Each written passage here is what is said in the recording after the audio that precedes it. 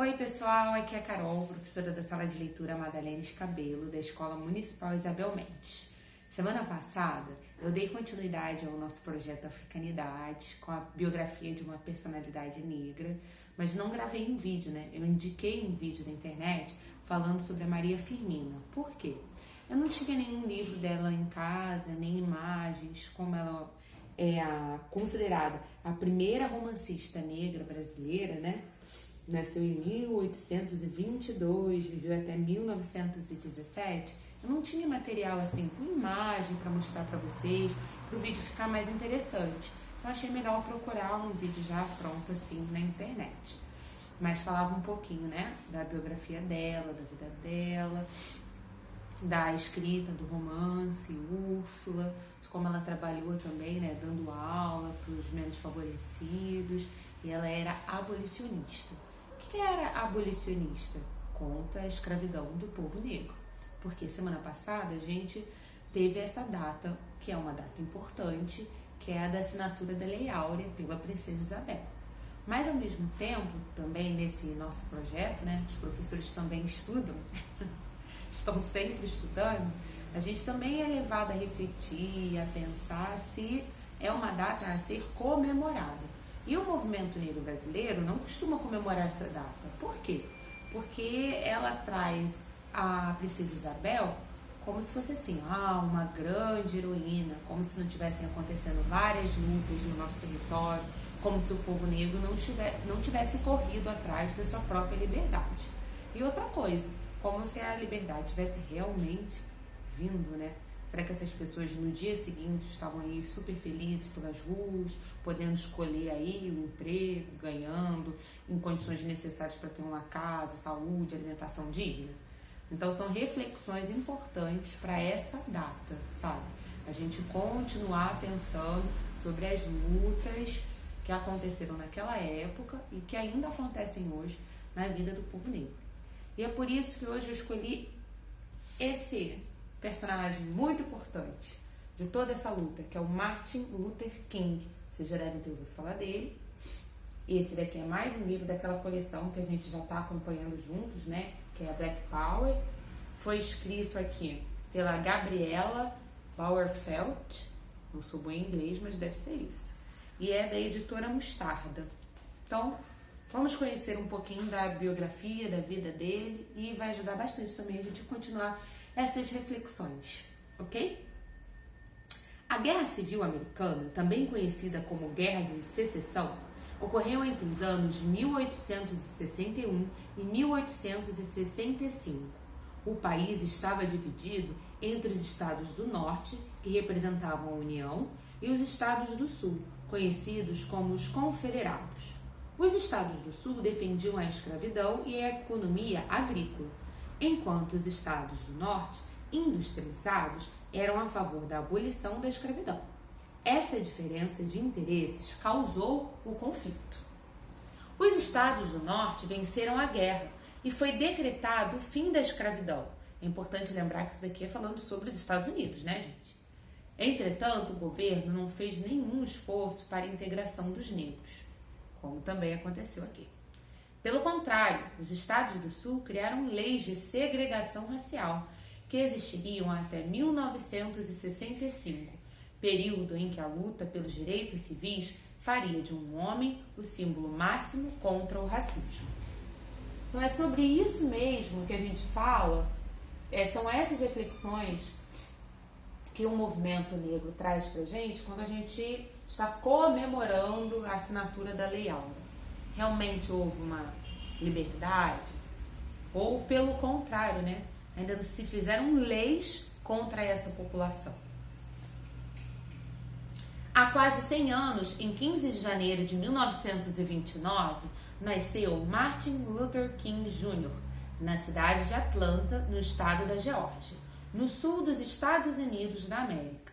Ninguém esperava que, anos depois, esse nome se tornaria um dos mais importantes na história norte-americana.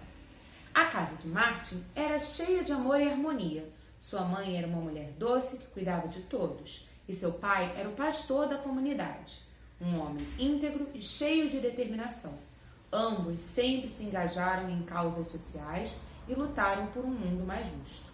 Martin passou a infância numa época em que os Estados Unidos enfrentavam uma grande crise e muitas pessoas viviam na pobreza, principalmente os negros.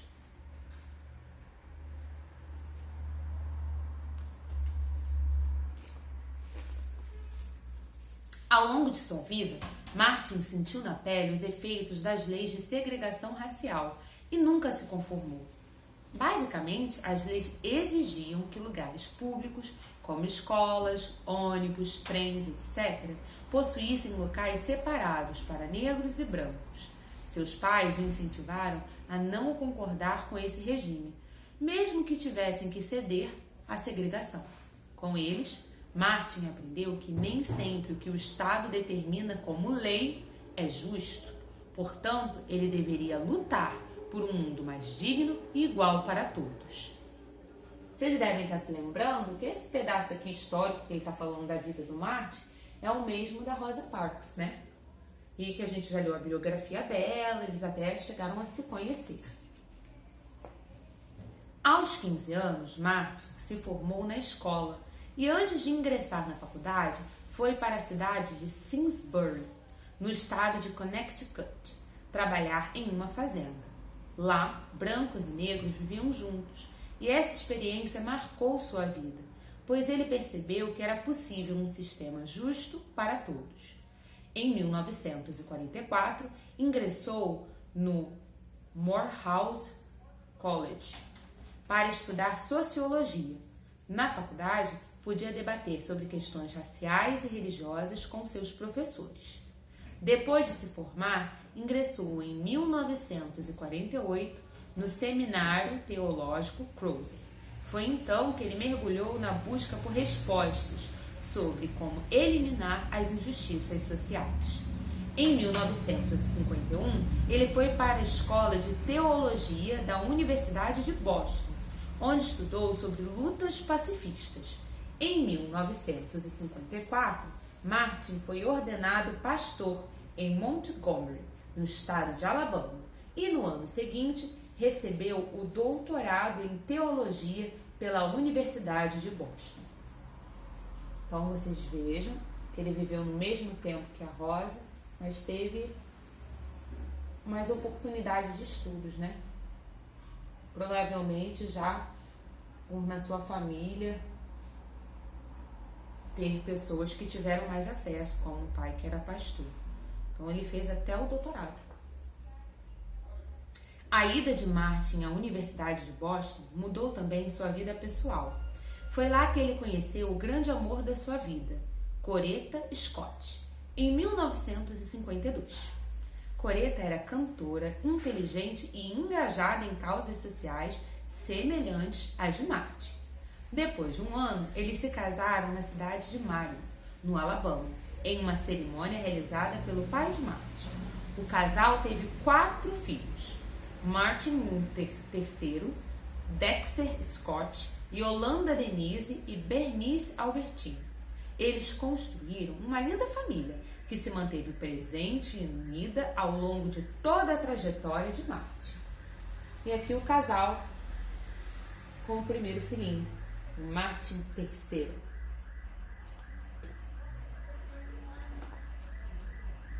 Martin assumiu a liderança da Igreja Batista de Dexter, na cidade de Montgomery, no Alabama. Assim, ele e Coretta decidiram viver no Sul, enfrentando a segregação e o racismo. Nesse período, Martin se envolveu ainda mais com associações que defendiam os negros e lutavam por direitos iguais. Cada vez mais pessoas apareciam para ouvir os seus discursos. Em uma dessas associações, Martin conheceu nossa velha amiga, Rosa Parks, mulher inteligente que lutava pelos direitos de forma pacífica. Em certa ocasião, Rosa se negou a ceder seu assento no ônibus para um branco, e essa simples atitude de protesto provocou a sua prisão. Aí aqui, pessoal, vai contar, né, como ele se envolveu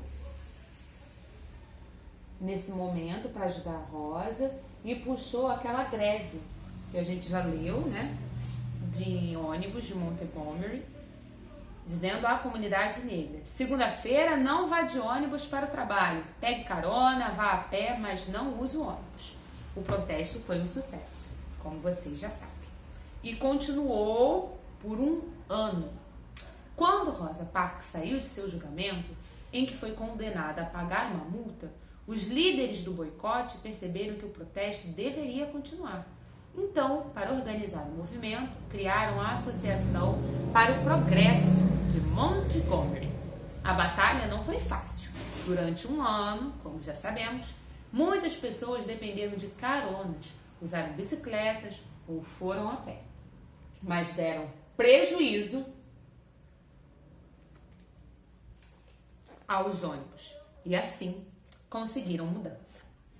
Durante o boicote, Martin foi ameaçado e jogaram bombas em frente à sua casa. Mas ele e seus companheiros permaneceram firmes, até que em 13 de novembro de 1956, a Suprema Corte dos Estados Unidos acabou com as leis de segregação nos ônibus. Depois do boicote aos ônibus, uma série de manifestações clamou por condições de igualdade nas escolas, no trabalho e pelo direito ao voto. Essa movimentação causou reações violentas. Martin chegou a ser esfaqueado durante uma sessão de autógrafos, mas seguiu acreditando na não violência e na bandeira da paz.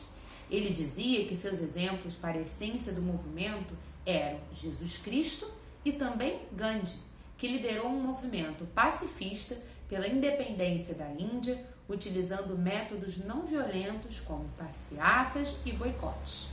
Em 1959, Martin e sua esposa visitaram a Índia e conheceram os principais seguidores de Gandhi. Depois dessa experiência, Martin afirmou: estou mais convencido do que nunca de que o método de resistência não violenta é a arma mais potente disponível para as pessoas oprimidas em nossa luta pela liberdade e pela dignidade humana. E aqui nessa página a gente tem uma homenagem ao Gandhi com uma imagem, uma ilustração dele.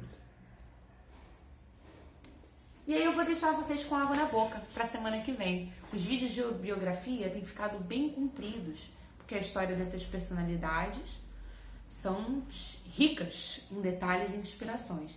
E a do Martin, particularmente nesse livro, é maior que a dos outros, são mais de 30 páginas. Não daria para ler todo de uma vez para vocês.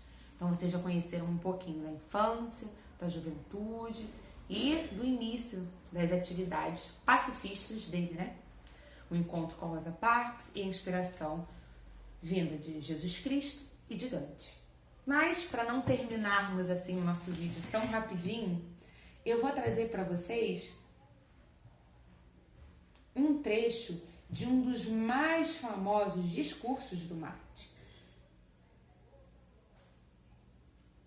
que depois vocês vão ter a oportunidade de acompanhar o momento histórico em que ele aconteceu na continuação do livro.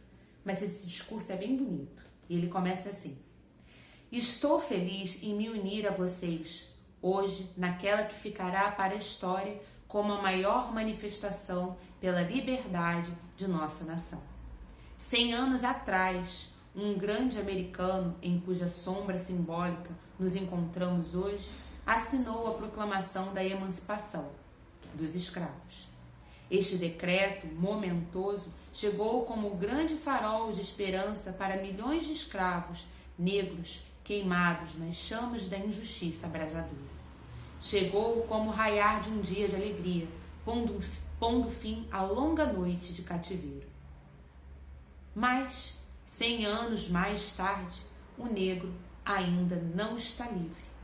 100 anos mais tarde, a vida do negro ainda é duramente tolhida pelas algemas da segregação e os grilhões da discriminação.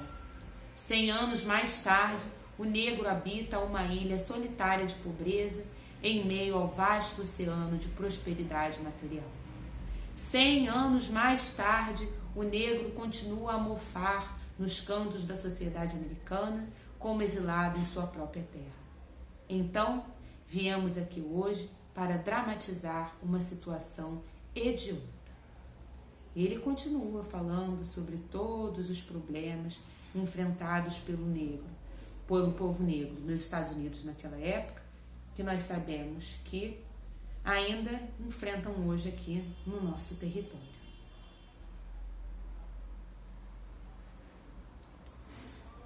E ele continua. Numa parte aqui bem bonita. Mas há algo que preciso dizer a meu povo posicionado no morno limiar que conduz ao Palácio da Justiça, no processo de conquistar nosso lugar de direito. Não devemos ser culpados de atos errados. Não tentemos saciar nossa sede de liberdade bebendo do cálice da amargura e do ódio. Temos de conduzir nossa luta para sempre no alto plano da dignidade e da disciplina. Não devemos deixar nosso protesto criativo degenerar em violência física. Precisamos nos erguer sempre e mais uma vez à altura majestosa de combater a força física com a força da alma. E aí, ele conclama a todos a uma luta pacifista e volta a dizer que, amigos, apesar das dificuldades de hoje e de amanhã, ainda tenho um sonho profundamente enraizado no nosso sonho americano. Tenho um sonho de que um dia esta nação se erguerá e corresponderá em realidade o verdadeiro significado de seu credo. Consideramos essas verdades manifestas, que todos os homens são criados iguais. Tenho um sonho de que um dia, nas colinas vermelhas da Geórgia, os filhos de ex-escravos e os filhos de ex-donos de escravos poderão sentar-se juntos à mesa da Irmandade. Tenho um sonho de que meus 4 filhos viverão um dia em uma nação onde não serão julgados pela cor de sua pele, mas pelo teor de seu caráter. Tenho um sonho hoje. Tenho um sonho de que um dia cada vale será elevado, cada colina e montanha será nivelada. Essa é a nossa esperança, essa é a fé a qual retorno ao sul. E aí ele vai chamando a liberdade vários cidades dos Estados Unidos e termina. E quando isso acontecer, quando deixarmos a liberdade ecoar, quando deixarmos ressoar em cada vila e vilarejo, em cada estado e cidade, poderemos trazer para mais perto o dia em que todos os filhos de Deus, negros e brancos, judeus e gentios, protestantes e católicos, poderão se dar as mãos e cantar nas palavras da velha canção negra: livres, enfim, livres, enfim. Que lindo, né, gente? Eu vou deixar aí no final do vídeo o endereço para vocês verem todo o discurso dele, com legenda, que é muito bonito. Mas eu já adiantei, ligo aqui uma parte para vocês, porque eu sei que tem algumas pessoas que têm mais dificuldade de ler legenda, as letras são pequenas, mas vale a pena o esforço. E aí, né, fica aí o sonho do Martin, né, que um dia, então, sejam todos livres. E aí volta aquela nossa conversa inicial, ele está falando aqui, né? Naquela época, daquele discurso, já haviam a libertação dos escravos nos Estados Unidos, já tinha feito um aniversário de 100 anos, e ele mostrava que ainda não eram realmente livres. E como é que é no nosso país? Temos avanços? Claro que temos, mas ainda temos muita luta pela frente, certo? Então é importante a gente saber dessas datas importantes, mas também não esquecer que temos um horizonte aí para alcançar pela frente. Deixo o discurso do Martin com vocês. Semana que vem gravo o resto da biografia com mais uma surpresinha. Uns poemas, umas coisas aí para alegrar o tempo de vocês em casa, tá? Beijos e até!